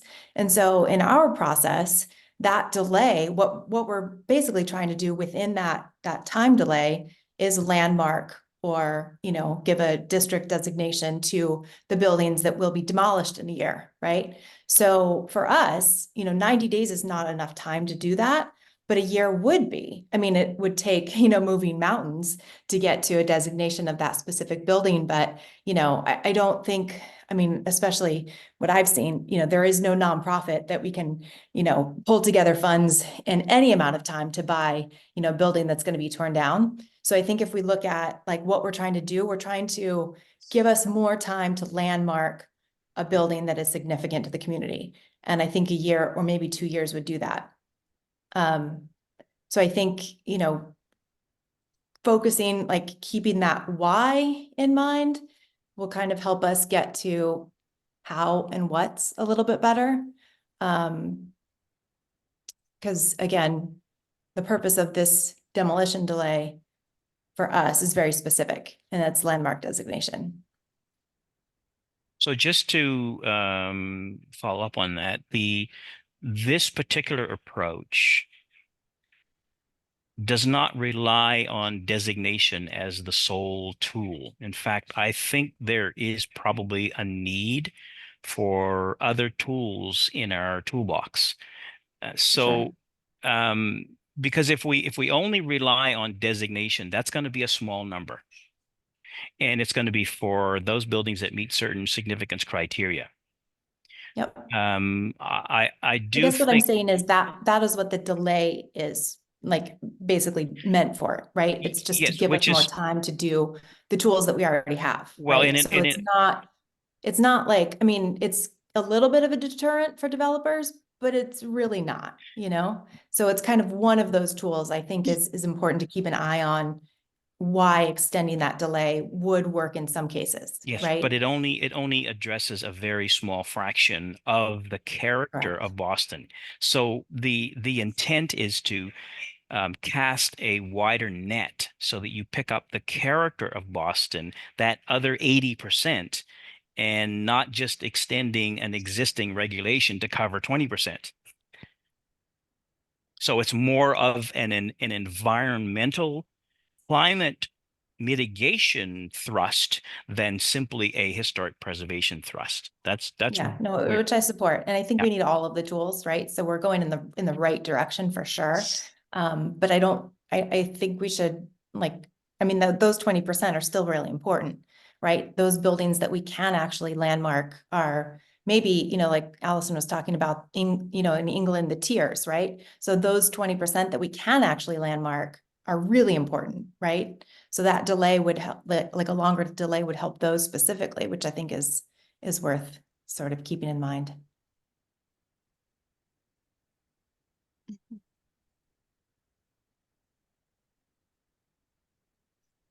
I have another question. Has anyone ever brought this to the ZBA? Did anyone, the team that was working on this before, did they ever bring a revised Article 85 length of time to the ZBA? No. It has never been on the agenda from what I understand. They did authorize a review, but that review never went back to them on the agenda.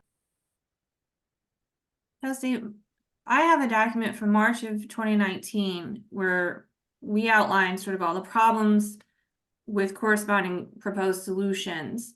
And I think Landmarks Commission staff was able to knock a couple of the low-hanging fruit ones out. But and then I know that there were some on and off internal conversations between then and now. That's as far as it got, as far as I know. And there was a whole range of things on that list. Everything from changing the name, delay is not our goal here. It's to find an alternative. So we should stop calling it demolition delay. To the sunsetting, some of the things that were mentioned before. If we're going to keep Article 85 in any way, there are a lot of other things we need to address within it, not just the length and carrots and sticks and all that. So this will be an ongoing conversation. I was just curious if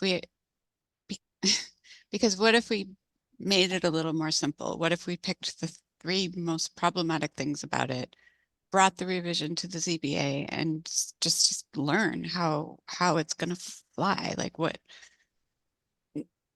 if there's no opposition to this and it just goes through? I mean, I can't imagine anyone that is familiar with permitting in the city that wouldn't agree that this is a problem. Maybe that's just totally self-centered. And I would say a good conversation to have is with the mayor and her people. Because in our experience in Charlestown, if the mayor's office wants a project to move forward, it moves forward at the ZBA. And if they don't, then it doesn't. So that would be, I would say that would be the first place I would go. I know it's, hard to get an audience with the mayor, but, in sort of the last year, that's really been my experience with the ZBA. And I do have to leave. I think the one thing I'll say is one of the big challenges is, so nobody on this group has authority to go before the ZBA. It has to come through the BPDA. And I will say that the number of things that are moving right now is extensive. So back to some of what Allison raised, Squares and Streets is moving. It is a massive, massive undertaking, as well as the Article 80 review. So I think one of the challenges within this is the number of things that are moving, and just figuring out, can you even get, FaceTime with BPDA and other folks when they are moving a bunch of things that I know are behind that were supposed to go for vote before, but they've been trying to finish them in time. So I just think people have to you know, I know part of the reason I think we don't have, I think Ruben will be helpful to have. I'm not sure how much he could take this up until he finishes Squares and Streets, which I think, you know, if anybody's not, has engaged with it, you know, it's like, there's a lot in there. So Yeah. I have to hop off. I think the big question was, I think we are coming back to a question of strategy. And I do think we were starting to get at this question of, do we want to most focus on this 20% and at least lock that down? Because there have been places where we lost that. Or if we're going to put the energy in, do we want to go for something bigger? Those are strategic questions. It's not, neither of those is necessarily right or wrong. We get something for doing one and we get something from doing another. Sometimes I think we get more from a bigger strategy, but because it's relatively new, you might have a lot of process you've got to go through to socialize it with folks. And so I think it's just a strategy question of like, what does this group feel the greatest level of urgency is? And I hear people, the survey also having a high level of urgency. I think if there's a proposal or some thinking about what is the right way to get started, I have circled back to people on the sort of big picture integrated survey. And what I basically heard is, yes, that idea is not gone. It's just, it's not moving currently because of the long list of other things that are currently happening, and something that a conversation that could be come back to later. So it's not a no, but it is a like, the queue is full. Well, Chief, if there's anything we can do to help with that, if we can pull together a meeting, just have a meeting of the minds to see where we're at. I think that would be appreciated, because if it's not going to happen, then we need to re-strategize. But if there's potential, I'd like to keep it moving. When you say if it's not going to happen, are you talking about the survey? The integrated survey. Yeah.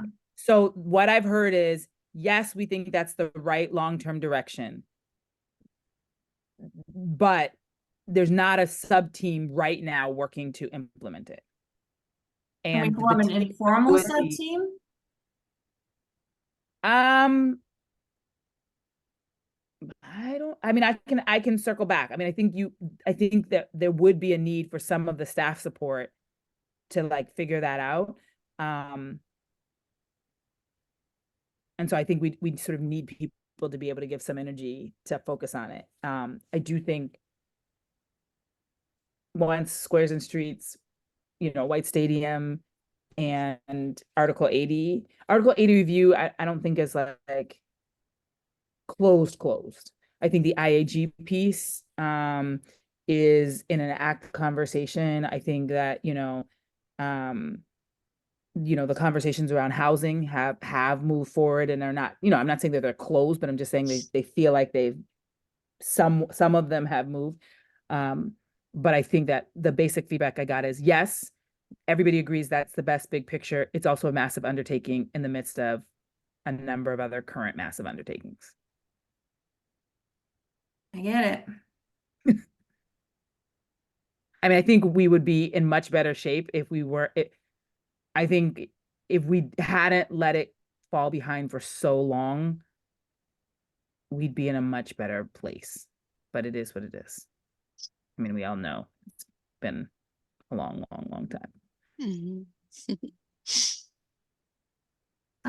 Chelsea, to your question, in my experience, even though we can justify these changes we want to make to Article 85 all day long, anything that is perceived as slowing or preventing development has not gotten traction in any administration. So I think that we need to be very thoughtful about how we message it, and that the ultimate goal here is to facilitate good development, but it needs to be good. And you know, that for all of these reasons, not only historic preservation, but environmental and affordable, the current process is not working for the city. It's not in our best interest. So we have to present this as in the best interest of Boston. Right. I mean, I'm so new to working for the city that I should probably just keep my mouth shut, but I will say this, I mean, Mayor Wu was a city councilor when the commemoration commission was had begun, like she was a creator of this thing.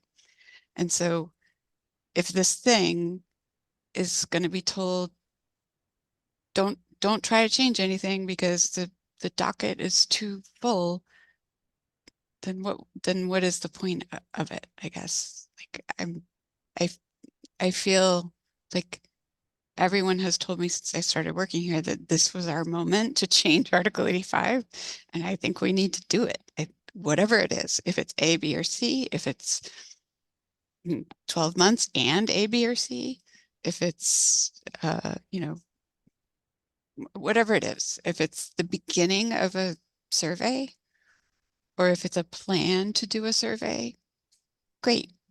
But I think we have a time limit, right, Hennessy? Like we're supposed to come up with something within a certain amount of time. Yeah, 18 months, if I'm not mistaken. Chelsea, I agree with you. And honestly, I've been holding off on advocacy on several of these things, waiting for this group to come together, to utilize this group and everyone at this table to push forward some of these things. So I felt like this was the right place to do it because it was sanctioned by city council. So I don't want to miss this moment, although I think there's some truth to the fact that we need to work as much as we can within existing processes. The city's just not going to give us the time of the day if we propose something that they don't have the bandwidth for, or there's no political appetite for. So if we're going to be successful, I think the more we can understand about that, the better.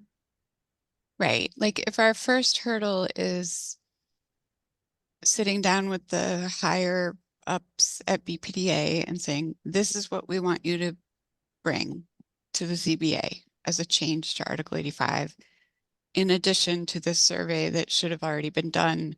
And quite frankly, you shouldn't be doing any more planning without having the survey in place. I know, like, but who is it? Is it Arthur Jemison? Is it like who? He's in this group. Yeah. Yeah, it's Arthur. Devin Quirk has been really helpful too. Devin Quirk. Arthur's like operations guy. Mm-hmm. But yeah, I think the way to sort of initiate that bigger conversation is through these smaller conversations, the streets and squares, you know, because there's that point where it switches from like pie in the sky dreamland to actually implementing it in specific locations and neighborhoods. So I think that's where we can affect change, like, and say, when you are applying streets and squares into this specific area, you need a survey and you need to pay for it because that's part of planning, right? So at least that would open up the door to that conversation, and they're hearing it from multiple points instead of like, you know, I mean, we need all of it. We need, you know, the citywide survey, absolutely. But I feel like this is a good chance to get like good chunks, at least some commitment and some funding for it. What I would like to see is this group and the advocacy organizations like mine and Amanda's, the preservation community, Office of Historic Preservation, if we can all coalesce around the same recommendations, we all believe that this is the right thing for the city, and here's why. I think we can put some pressure on and get something to happen. With Squares and Streets specifically, Amanda, my concern is like they are already having meetings. They've already been meetings in Rosendale, the first neighborhood. Yep. I think there's 3, right? Yeah, there's like 3 or 4 that they're specifically going into now. Yeah, it has begun. And so I would be really shocked if they stopped and said, okay, you're right, we're going to do some survey work before we keep going. That there's political motivation to have this done quickly, and it is what it is. My belief is that if we're going to do this, it's going to have to be more grassroots, and we're going to say, okay, if you're going to do planning and you're not going to do the pre-work to set the foundation for it, we're going to do it. And we're going to— I love that. That sounds amazing. I would totally go to those little areas with an iPad and be like, okay, this building looks historic. You know what I mean? Like we could do something really sort of granular and high level and just say, these need to be looked into further. You know, these need to be incorporated as historic building in this plan. Well, and the example I keep mentioning is Greater Ashmont Main Street did that. On their website, you can go and see their map that they just did themselves, red, yellow, green, of buildings that had significance to them. And I mean, it's more complicated than that if we're gonna scale it up. But the idea is that grassroots neighborhoods that are Yep. targets for squares and streets could come together and say, we care about this, this, and this, whether it's building, Exactly. or the setbacks, open space, materiality, whatever. This is what makes our neighborhood what it is, and we don't want to see it change. Mhm. And that would at least be a starting point for Yep. when the Squares and Streets proposes changes, all of these zoning changes, we can say that doesn't align with what we've heard from the neighborhood. Yeah, the key is, concurrently, like within the process, not like pausing or stopping or delaying, right? It's like within the process. And we had success with that in Plan Charlestown. There were some good things that came out of that. And we have 2 pending districts because of the fact that we did that within the Plan Charlestown district, right? Yeah, Or I the think Plan it's- Charlestown process. So same thing, it's just, maybe it is us because we can work a little bit faster than government. It's a bandwidth thing. Who's gonna take this on? Who's gonna manage it and run it? Who has the staff and the resources to do it and have it go quickly? Because Squares and Streets is going quickly. So if we're gonna do it, the time is now. And how do we get it off the ground quickly and in a way that's equitable and accessible and all that? Mhm. I think I'm sure that they're running it similar to how they ran Plan Charlestown and Plan Downtown, where, there's walking tours and things like that. So maybe if we could sort of, ask and advocate for one of those walking tours to be like a grassroots kind of survey thing, where, the walking tour of it, like has the neighbors say, oh, this building is important to us and we want to keep this one and this is why, right? That would be a real sort of quick way of doing that within the scope of the streets and squares. I agree. The way that the Ashmont people did it is they entered data into a basic Excel file that populated onto a map. I think they had like a college student create it for them or something like that. It wasn't anything overly complicated. If we could create a template like that and then give it to neighborhoods, Yeah. focusing first on the squares and street neighborhoods, but say, here's this template, here's this model, here's some criteria for you to consider, go forth and do, like organize yourselves with your main street organization, your civic associations, do these walking tours, weather's getting nice, go out and mark it up, have a conversation about what, is meaningful to you. And then we have these maps that are populated that we can, I had talked to the IT people at the city if there's a way, because they host a tree canopy map Mhm. that is similarly crowdsourced, I think, but goes through parks. Could we do something like that goes through Landmarks, Office of Historic Preservation now, and lives on the city's website, but is more crowdsourced? And there was a model for it. I just couldn't get it off the ground. So Sounds great. Mhm. maybe mean, now is the time. We did something in Charlestown it was like 2016, but I mean, you could also do something pretty like minor with like Google Forms, all of that is totally doable. If we needed to get something like tomorrow, I could probably do something in like 15 minutes. So there are options. It just will take some Or thinking. Or we could say to the BPDA staff that's running this program, This is what we want. survey these places. I mean, Yeah. it's just crazy to me that it isn't being done already. I mean, it would be interesting to talk to Ruben and for him to hear our thoughts on this. But, in a world-class city where we thrive on our historic tourism, I don't think that you and Amanda should have to be doing the survey work. Thank you. How optimistic and unjaded you are. I know, but it's so, I mean, Murray has been hammering this home in his work on Plan Downtown, is that if you're not going to put the effort into the work, then you're not going to get the result you want for the city. Right. Yeah, so and also in relation to zoning reform and Plan Downtown, what I have communicated to our colleagues is that while a historic resource survey is extremely important for the Office of Historic Preservation, it is equally as important to anyone that is planning, contemplating zoning reform.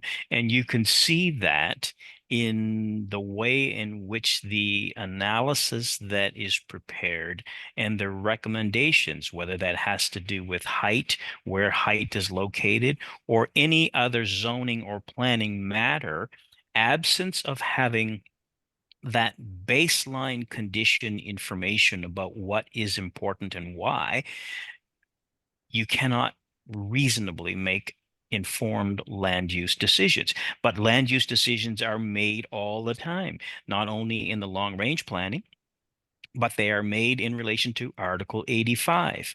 So what I was trying to impress upon our colleagues is this is not something that we have a monopoly on in terms of undertaking. You should plan in terms of your schedule and your budget. You should plan for this because it is going to inform your recommendations that are going to come out at the other end. So we have been having those discussions, and I'm hoping that there will be some traction and understanding of the relationship between historic survey and the work that they are involved with. So hopefully there will be some, I mean, at the very least, where historic resource surveys are quite time consuming, and some of these processes are well down the pike, I have suggested at the very least, you'd need to have a character appraisal or some kind of contextual analysis of general areas and streets. So that is something that can be done a lot quicker, but it is essential to inform some of those recommendations that have already been put into draft form, which show a real disconnect between the objective that's stated at the beginning and what comes out at the end. Yeah, 100%. Because I was on that advisory group for Plan Downtown, and there was a huge disconnect. But I think the disconnect comes from what people value. I think we value historic resources. We understand the contribution to not only the character of the neighborhood and the ability to tell stories, but the tourism and economy of the city. And so I'm wondering, Murray, to help people that don't inherently understand the value of historic places, I've always wanted to hire place economics or somebody to come in and do an economic study to put numbers to our historic resources and help people understand that they have revalue. And if we keep tearing them down, we are losing value. Is that something that the city would ever fund? Ever is a very long time. Okay, in the near future, would they fund it? In the near future, from my understanding, is that we are in a period of financial shrinkage. Yeah. So in normal circumstances, that is something that would be reasonable to budget for. And not just the importance of historic assets to Boston's economy. I mean, part of that can be demonstrated by just the sheer number of people that come to visit. But the other thing is making historic preservation more relevant to those that assume that, well, the Office of Historic Preservation takes care of that. Well, no, if you operate a hotel, if you operate a restaurant, if you are planning for change, if you are a developer, all of the various folks that touch any aspect of the historic environment, we need to find ways to present and speak to these constituents in a way that is of interest to them. So the whole notion of an economic study, though, when we get down to numbers and jobs created and money that stays within the local economy, those are discussions that we need to make sure that information gets in front of decision makers, because they understand those aspects and they're more concerned about economic generators. So yes, I think it's really important to do those. Again, I think that the challenge now is not only are we decades behind in getting historic resource surveys up to date, but there are so many other things that we're behind in as well that require resources. Yeah, understood. And Chelsea, I see the numbers you put in. How do we show the direct correlation between those numbers and historic resources? Like, how do we show that Oh, without these yeah. places, we won't have these numbers? What else do people do here? They don't do anything else. What They about the they Freedom walk on Trail? the Freedom Yeah. Trail. Yeah, does the Freedom Trail have numbers maybe that they could I'm sure they help do. help us? I mean, But they it- don't but they it's- don't come here to go to the MFA. They come here to see the Freedom Boston. Trail. They go on the Common, they see the gardens, they take a walk on, they take a ride on the swan boats. I mean, I just don't think there's anything else that tourism does in Boston except look at historic resources and eat in restaurants. I don't know. Sports is a big one. I was gonna say, people Sports. come for sports and concerts and things, That's true. shows downtown. Well, I think these are numbers that we've always wanted to have: job creation, affordability. There's so many things that could be studied to prove what I think we all inherently understand. So maybe I will try again to find some funding to get these studies done. If anybody knows of grants or any, foundations or anybody that would fund that specifically, I think that's a real need. I What wonder about if any of the universities? Like, do you think that like BU would take that on as like a graduate project or something like that? I mean, I don't know. Maybe. I'd be surprised if it didn't exist already.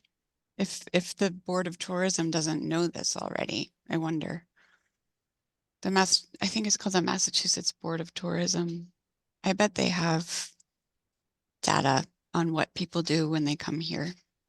They do, but I want it to be more than just downtown. Really want a citywide survey. How can we show the value of historic resources in Roxbury and Dorchester? And so I'd love for it to be more comprehensive, especially focusing on like jobs created for rehabilitation versus new construction, or the affordability of existing units versus new units. I mean, I've done some rough numbers that prove that, but if we could have something right more, it would be interesting. I know we have to stop, and I was going to ask you if you could send me, I just tried to look on the Greater Ashmont the link Main Street for the map that you're talking about. Yeah. I don't immediately see it, but if you can send it to me via email. And then Amanda, you said you had done some mapping in Charlestown. I'd like to be able to show the streets and squares folks what it looks like. And so if you think those are good examples, please. Yeah, we send have a them. map that actually shows all of the buildings that have been surveyed officially with like Form Bs, and then Yeah, that'd be great. all of the research that we've supplemented. And so they're it's color coded by like what's Yeah. already been done, what we have the research for, and what should be done. And they're all just like little dots all over the map. That's great. Yeah, I would love to look at both of those, because I think saying the word survey to someone who's not terribly familiar Yeah. with it is a sort of a vacuum of. So funny story, as a side note, we tried to get that included in some of the language around Plan Charlestown as to like our survey, because we basically got a recommendation for a citywide survey in Plan Charlestown, right? But we tried to get that map incorporated, and they said, no, it has to be like, it has to come out of Landmarks Commission. Like you can't crowdsource anything. We're like, okay, thanks. Well, I Awesome. just put the Ashmont one in the chat if you want to look at that. Oh, great. Okay. Thank you I so don't know how much. often, I mean, a really important part of surveys is maintenance and updating it and going back. So I don't know how since that was made, if they've updated it, but I Yeah, think it's a viable model. it is, especially because it looks like streets and squares in terms of its size and scope for this one.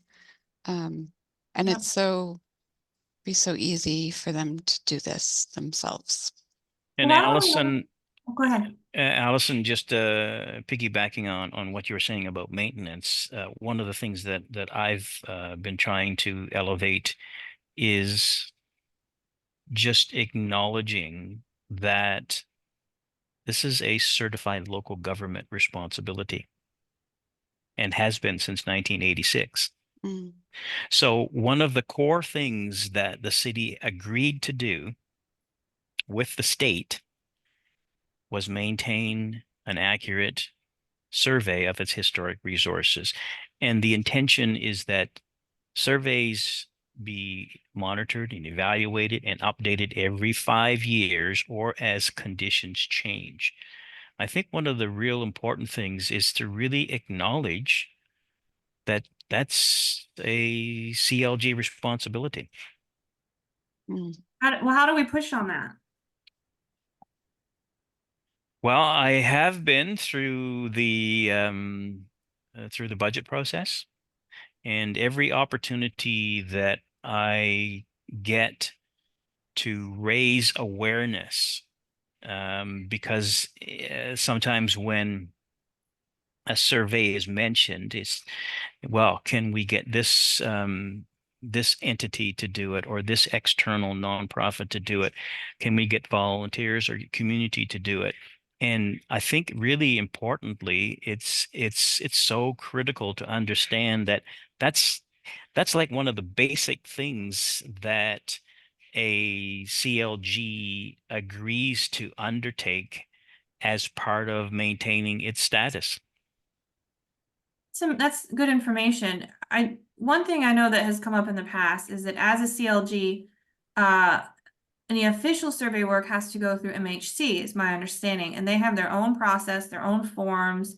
It's all paper. It's not as comprehensive as I think we would like. So that, and my understanding is that that's been a roadblock in the past. Is that's not the process that we would want ideally. So we've just never done anything. Yeah, I understand there have been some challenges in that regard. Not sure of the easiest way around it. Wait it out.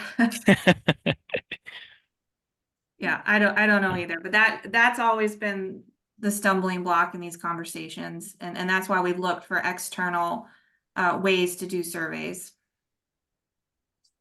Yeah, I mean, I think that where the requirement does come into play is when we're seeking funding partnership with MHC.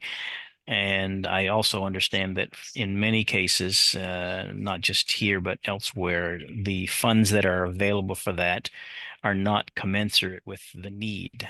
So if we only looked at, 35 to 40,000 a year, I mean, it's going to take us 20 years just to get to where we ought to be today. Then you have to start all over because now the first neighborhoods are 20 years old. Exactly. Right. Yep. Now I understand the problem. I think we need to. Well, I continue think to it is address it is a strength that we already have so many neighborhoods MHC surveyed. I mean, it's a starting point, right? Like there's already a map, there's already a Form B. That's awesome.